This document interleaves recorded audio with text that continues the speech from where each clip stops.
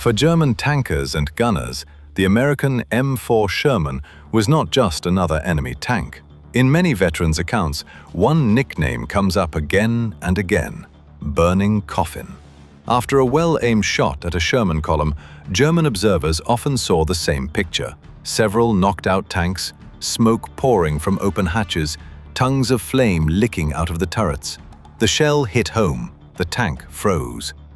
A few seconds later, something flashed inside, and a black column of smoke rose over the field. That image stuck for a long time and turned into a kind of frontline legend. But was the Sherman really especially dangerous for its own crews, or was that mainly how it looked through the sight of a German gun? For the Allies, the Sherman became what the T-34 was for the Soviet Union: a mass-produced, all-purpose tank that showed up on almost every sector of the front. From a German soldier's point of view, the Sherman was rarely seen alone. More often it appeared in columns, working together with infantry and artillery under the cover of aircraft overhead.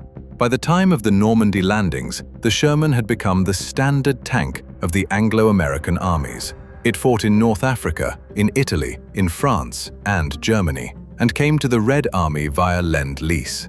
In total, almost 50,000 Shermans of all variants were built, fewer than the T-34, but far more than any German tank type. It was this sheer number, plus the ability to keep these vehicles supplied with fuel, ammunition, and spare parts, that made the Sherman a symbol of Allied material superiority.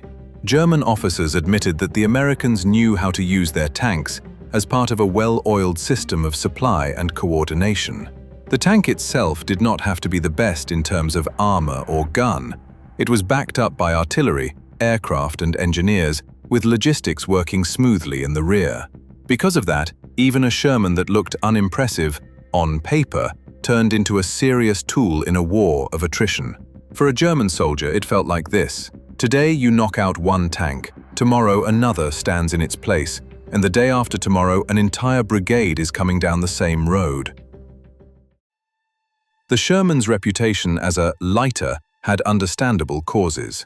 Early versions of the tank had a gasoline engine, relatively thin side armor, and ammunition stored in the hull sides. A well-placed armor-piercing round into the flank or into the ammunition racks often started a fire or even set off the entire ammo load.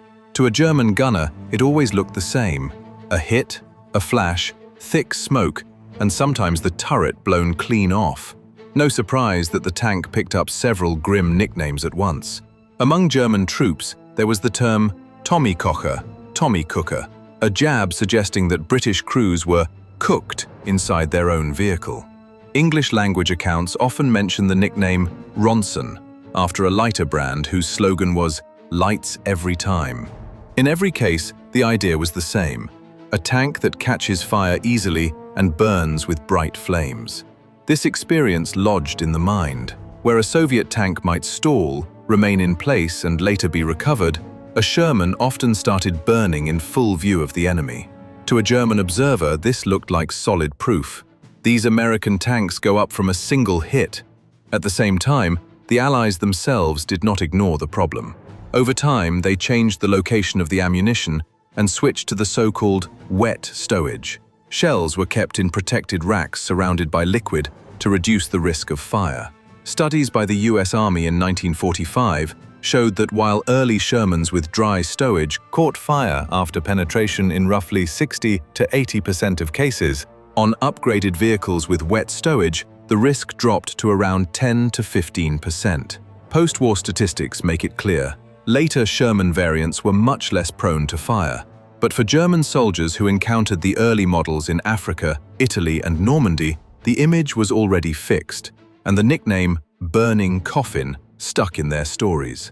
In their memoirs, it is usually those first impressions that are described most vividly: smoke, fire, fragments flying out of the turret, dark figures running away from the blazing tank. German sources paint a mixed picture of the Sherman. On the one hand, it was considered tall, easy to spot, and not particularly impressive in terms of armor.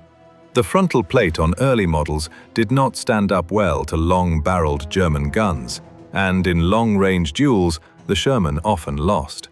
For crews of Tigers and Panthers, the American tanks could seem like relatively easy prey, a high silhouette, recognizable outline, familiar aiming points.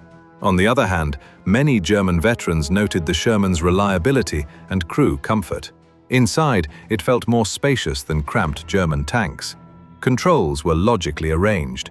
The turret traversed quickly, which could be a real advantage at short range. A radio set was standard equipment in every tank, making it easier to control the unit and coordinate with infantry. In post-war memoirs, there are frank admissions. Some German veterans would not have minded fighting in such a machine themselves, especially if you compare day-to-day working conditions for the crew. In practice, it was not just technology that decided the outcome, but tactics. In Normandy, American Sherman crews often ran into isolated Tigers or Panthers and took heavy losses. But there were also the opposite cases. Formations of Shermans using terrain, artillery preparation, and close cooperation with infantry and air power to overwhelm heavier German tanks. In such episodes, burning coffins stopped being an accurate description and became more a part of a propaganda image that said little about the actual combat value of the tank.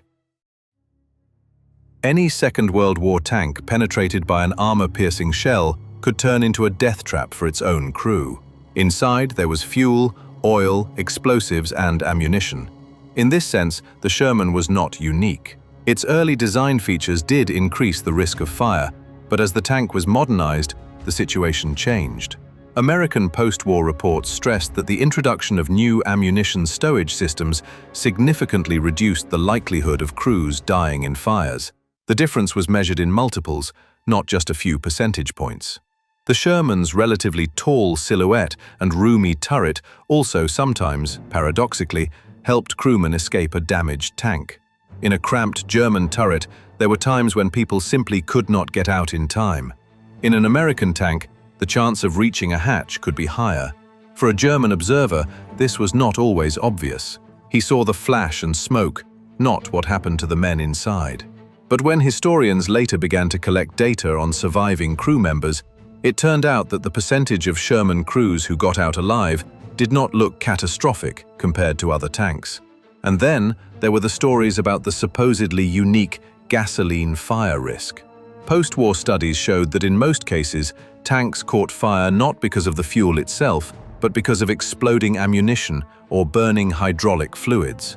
The type of engine mattered less than the layout of the ammo racks and the overall design of the fighting compartment.